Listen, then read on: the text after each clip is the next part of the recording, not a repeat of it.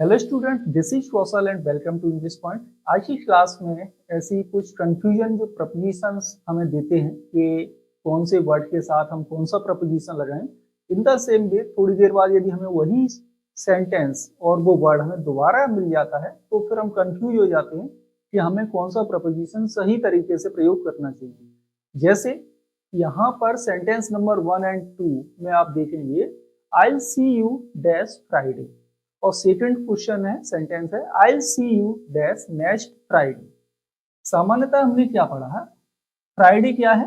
Friday है आपका day, यानी कि दिन। नियम के अनुसार हम क्या पढ़ते हैं कि जब भी कभी सेंटेंस में दिन लिखा हो तो इसके साथ जो हम प्रपोजिशन प्रयोग करेंगे वो ऑन करते हैं। कहते हैं ना, जैसे सोमवार यानी मंडे, तो मंडे से पहले हम क्या लगाएंगे? ऑन। जैसे सैटरडे, तो सैटरडे से पहले कौन सा प्रपोजिशन आएगा? On Saturday. इस तरीके से। लेकिन ऐसी ट्रिक आप बार बार सेंटेंस में यूज ना करें, यहां पर नियम को समझें। आई सी यू डैश फ्राइडे। फ्राइडे क्या है आपका? फ्राइडे है दिन।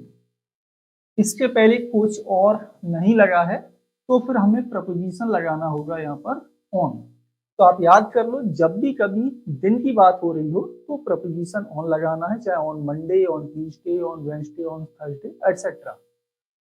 दूसरा सेंटेंस है आई सी यू डैश नेक्स्ट फ्राइडे। अब इस सेंटेंस में क्या है? फ्राइडे तो है लेकिन उसके पहले लगा हुआ है नेक्स्ट। तो यहाँ पर एक नियम समझ लो, एक रूल समझ लो, और वो रूल हमें क्या बताता है कि जब भी डे से पहले, किससे पहले? डे।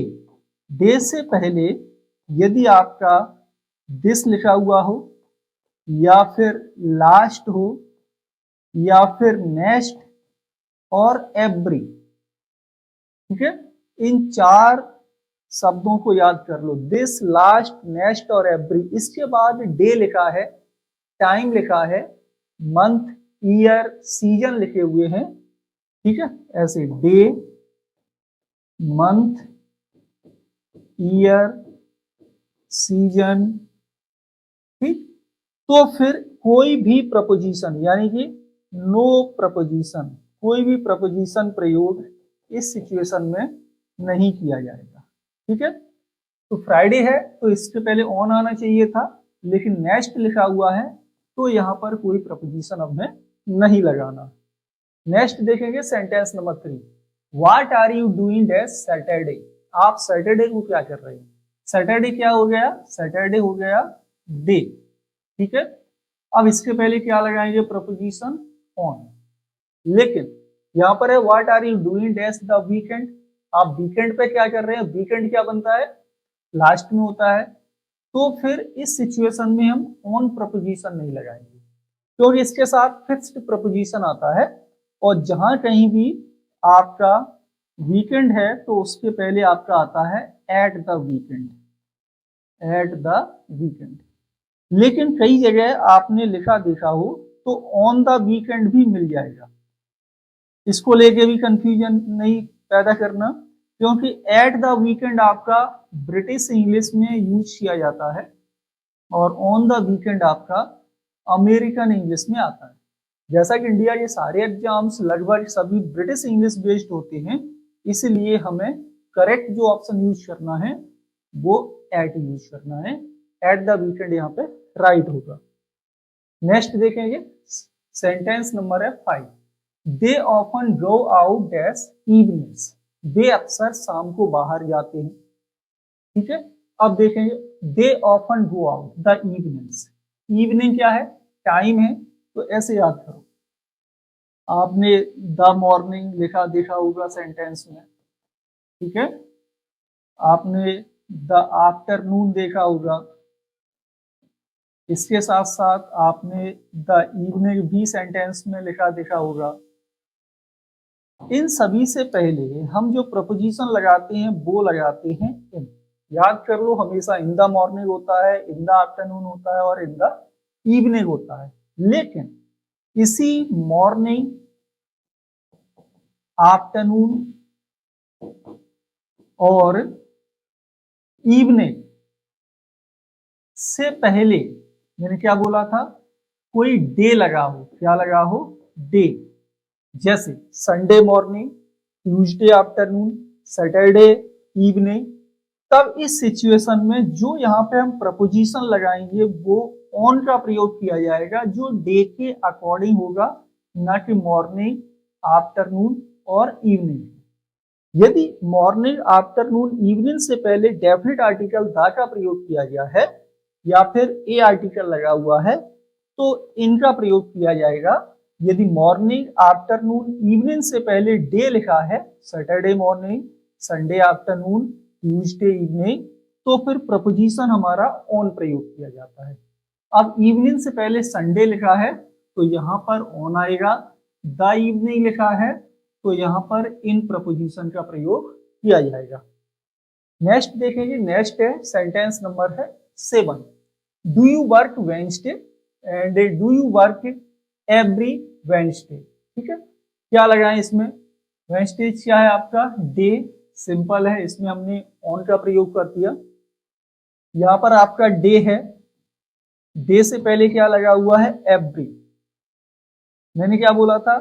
डे से पहले एवरी, लास्ट, नेक्स्ट और क्या है? दिस।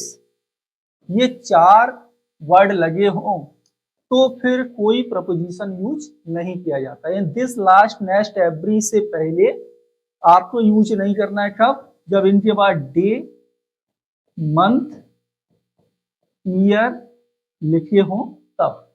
तो इस सिचुएशन में यहां पर कोई भी प्रपोजिशन आपका यूज नहीं किया जाएगा। सेंटेंस नंबर 8 में, सेंटेंस 7 में ऑन प्रपोजिशन का प्रयोग किया जाएगा।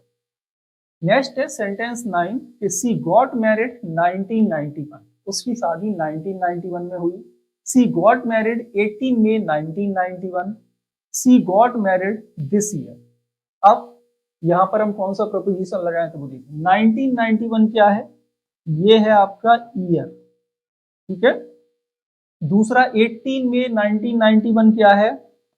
तो इसमें आपका डे लिखा है, मई आपका मंथ हो गया और 1991 आपका ईयर हो गया।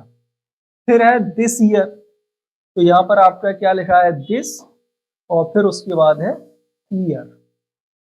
अब देखो मंथ, ईयर और सीजन, ध्यान दो, मंथ, ईयर और सीजन, इससे पहले प्रपोजिशन जो यूज होता है वो होता है इन। तो यहां पर हम यूज करेंगे प्रपोजिशन इन 1991।